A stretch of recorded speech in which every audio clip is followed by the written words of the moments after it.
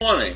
It's Wednesday, November 15th, and I want to talk to you today about a trend that is going on. And very few people are mentioning this thing. I discovered it as I was roaming through the news, which is what I do every morning in order to find something intelligent to mention. So this is a shipwreck, so to speak. Major shipwreck in my mind, because House Republicans are jumping off what they consider a sinking ship. And this is not news that is getting the attention that it deserves. So I'll throw this at you. Have any of you noticed the rush of House Republicans calling it quits in the last few weeks? Has that news reached you? Have you seen any headlines on that? No. For some reason, that is just low on the totem pole. And it's important that we recognize that, because these people are leaving this sinking ship because it's not going in the right direction. It's bringing the country down. Congress is sinking. So recently, Representative Ken Buck of Colorado announced his exit on November 1st. He explained vividly, correctly, that to be a member of the Republican House majority means putting up with the many Republican leaders who are lying to America, claiming that the 2020 election was stolen. So Buck is predicting that even more House Republicans will leave in the near future. And he's right, because the day before Buck said goodbye, the House Appropriations Chair, Kay Granger, the Republican of Texas, also quit. And Granger had been a leader among House Republicans who prevented the far-right election-denying Representative Jim Jordan of Ohio from becoming the Speaker of the House. So these are people who are leaning in the right direction, and they want this country to come out of this morass that it's in. But they don't see an end in sight. There aren't enough of them together to change the direction of this Congress. And also in October, Representative Debbie Lesko, she's a Republican from Arizona, said she was quitting. Right now, she said Washington, D.C. is broken and it's hard to get anything done. So here we are, people who are quitting these good jobs that I am sure they worked very hard to get. And I am not worried about the future of these people, because I am sure that with their knowledge and with their savvy, they will do fine for the rest of their lives. But it's a shame. It's a shame when people who think correctly are caught in a morass covered up by a bunch of shitheads.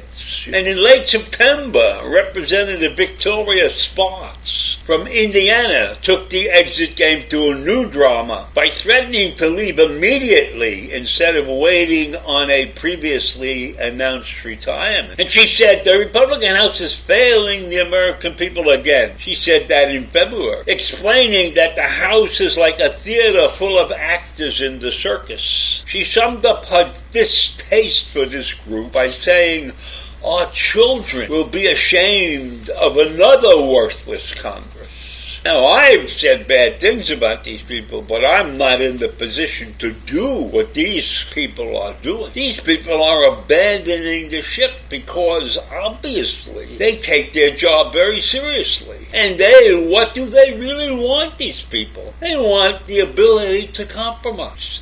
They don't want this charge-ahead, far-right attitude to continue. And they have tied the abandoning of the House to former President Trump's large lead in the GOP presidential primary. Because they don't want to be part of this party if Trump is the presidential candidate. Think about that. Every Republican still in the House next year will be forced to run for re-election while possibly supporting a convicted felon at the head of the GOP ticket. And they will have to say they believe the lie that the 2020 election was stolen. Can you imagine that? Because I believe that probably 50 or 60 or 70% of the Republicans who are in Congress know the election wasn't stolen, and they don't believe that. But maybe they've taken that stance because they want to get reelected because Trump is their leader, or he was their leader. And many of the people who are running for election are afraid to stand up to Trump because Trump controls the minds of about 45% of the voting population in this country. And if you look at that and you want to do right by this country, you don't have much choice, because doing right means going up against those people. And maybe that's too hard for this group. Maybe they don't want to be fighting against that much of the public.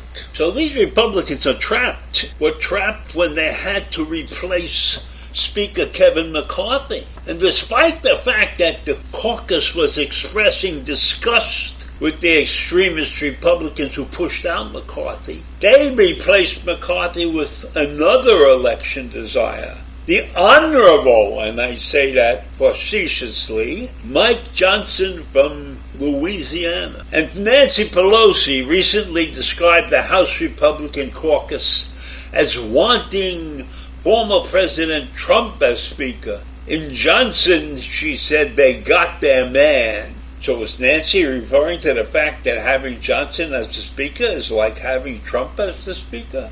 That's a scary thought. In fact, Trump signals that he did not want a more pragmatic conservative, the Representative Tom Emmer from Minnesota, to become Speaker. Emmer had said that President Biden had defeated Trump in a fair election. So Trump, a villain, a person who is fighting for his life with 91 indictments, still reigns over the Republican Party. And he has a hypnotic hold on the Republicans in the House. And Steve Scalise, the other Republican, was recently asked if Trump lost the 2020 election. Scalise refused to answer the question because he knows his future is hooked to Donald Trump if Donald Trump escapes all those indictments. So we have a party, a group of Republicans who are afraid of Trump attacking them, even though last Tuesday's election results signaled that the voters are rejecting extreme right-wing republicanism. What a mess. And let us hope that Donald Trump gets convicted and gets out of the way. And maybe that will clear the air for these other Republicans to think about this country properly. I seriously doubt that, but it's a hope. So I leave you with that this morning. Congressmen who are willing to quit their job because of the mess they live in every day. Have a great day. Bye.